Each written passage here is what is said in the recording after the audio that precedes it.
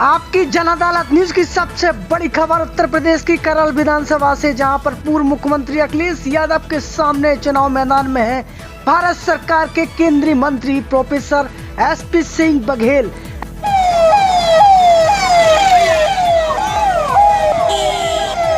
यदा यदा हि धर्मस्य ग्लानिर्भवति भारत अभ्युत्थानमधर्मस्य तदात्मानं सृजाम्यहं परित्राणाय साधूनां विनाशाय च दुष्कृताम्।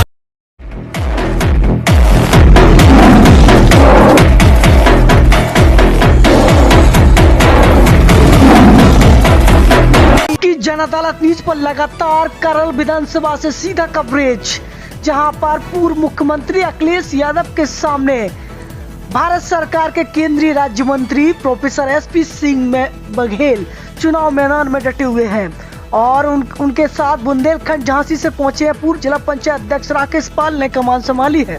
तो सीधी तस्वीर आपकी जन अदालत न्यूज पर आपको दिखा रहे हैं, जहाँ पर समाजवादी पार्टी के पूर्व मुख्यमंत्री अखिलेश यादव के सामने भारत सरकार के केंद्रीय राज्य मंत्री प्रोफेसर एसपी सिंह बघेल ने चुनौती को स्वीकार किया है और ताल ठोकती है।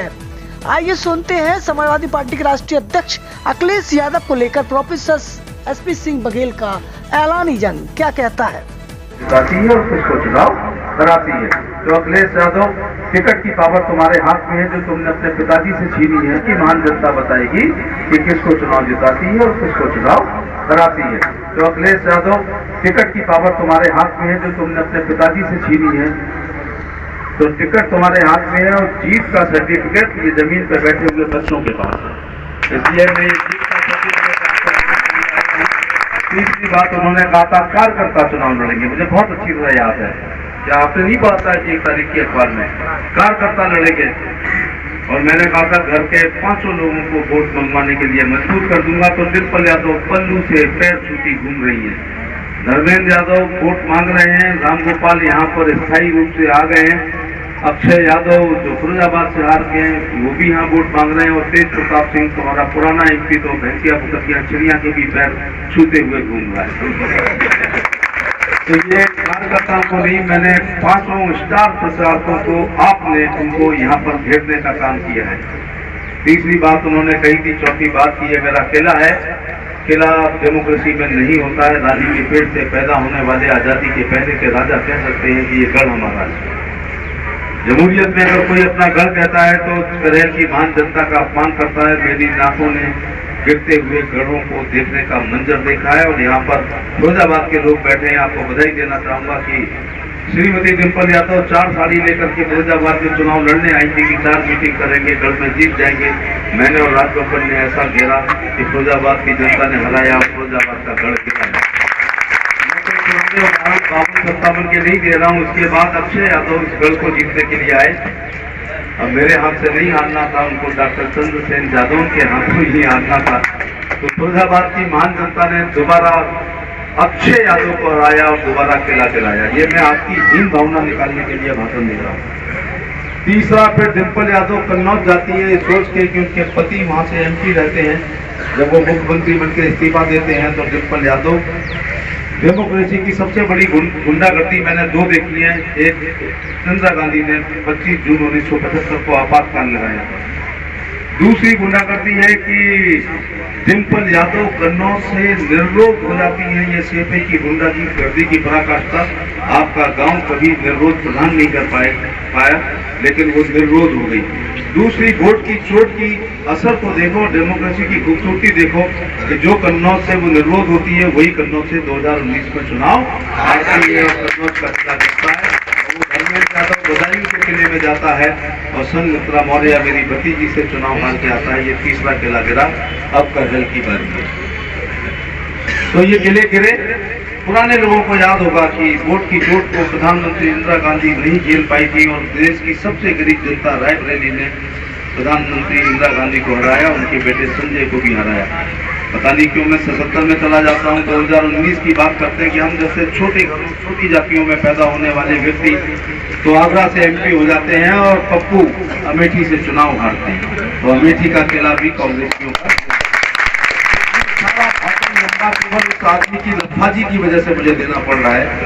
जो लफाज ये कह के गया था कि मैं 10 मार्च को आऊंगा, तो वो आ गए। 17 को दोबारा आ रहे हैं। जो कहा था कार्यकर्ता लड़ेंगे तो पूरा घर लड़ा रहा है, और जो कहा था 1.5 लाख से जीतेंगे, ये तो 10 मार्च को बताया जाएगा कि वो कितना। जो किले की कह के गए थे, तो घर के किलों की जो गिरे हुए ईंटों को पहले समेट लो, उसके बाद पर किले की बात करना।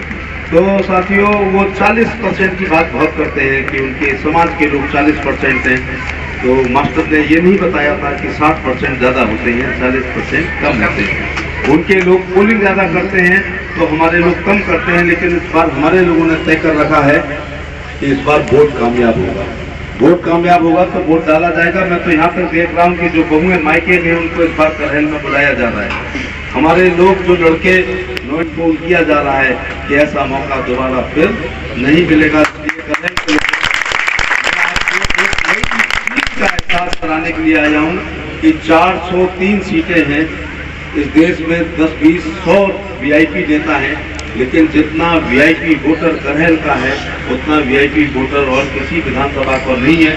क्योंकि ईश्वर ने, आप इस कालखंड में पैदा होकर के वोटर हो, और ईश्वर ने आपको मौका दिया है कि अपराध और गुंडागर्दी की जंगली समाजवादी पार्टी जो सेफी में रहता है, उस रहती है, उसका नेता चांस की बात है कि तुम्हारे बीच में लड़ने के लिए आ गया है, तो उसको हराने का मौका 402 सीटों के पास नहीं है। 402 सीटों को उनकी सरकार न बनने का सौभाग्य मिलेगा, लेकिन गैंग लीडर को ये केवल करहल की महान जनता को मिलने को मिलेगा। इसलिए आप अपने आप पर गर्व करो, और हम भी अपने आप पर गर्व करते हैं कि अगर अखिलेश यादव को यहाँ से हरा दोगे तो भागवत से ज्यादा पुण्य मिलेगा।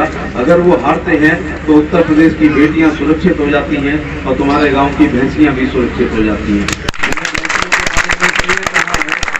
इसलिए कहा है कि अगर तुम ट्यूबवेल पर अपनी मोटर रखाने जाते थे तो यहाँ भैंस खुल जाती थी, और भैंस रखाते थे तो मोटर।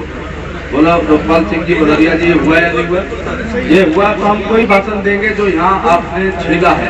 आगरा के लोग आए हैं, तुम्हारा लठ कलेक्टर है वहाँ पर भैया, ये 32 दांतों के बीच में जीत की तरह रह रहे हैं। कभी इन बहादुर लोगों के बारे में सोचो कि ये पलायन नहीं कर रहे हैं, ये माइग्रेट नहीं कर पा रहे हैं, इनसे कभी सोचो। सबसे ज्यादा सताए हुए, जमीनों पे कब्जे यहाँ पर, प्लॉटों पे कब्जे यहाँ पर, लड़कियों के गुंडक यहाँ छीने जाते हैं, नहर पर खटपटिया इनकी छीनी जाती है, इकरारनामा कराते हैं और पैसा देने के बावजूद भी बेनामा में कन्वर्ट हो जाता है। यही सब होता है यहाँ पर। तो इसका इलाज क्या है? 50 साल से अगर मेरा सिर दुख रहा होता और डॉक्टर कहता है 1 लाख की गोली में ठीक हो जाओगे, तो मैं संपत्ति बेच के वो गोली खरीदता। तो मैं सेरीडॉन खरीदने की जरूरत नहीं है। 20 तारीख को होने वाले चुनाव में कमल के सामने वाली बटन दबा दो और 50 साल का सिरदर्द अपने आप दूर हो जाएगा। आपकी जनता दल न्यूज को लगातार बढ़ाते रहिए, जुड़े रहिए आपकी जनता दल न्यूज के साथ। नमस्कार। Evergreen colours India private limited, रंग है तो जीवन है। Stay home, stay safe.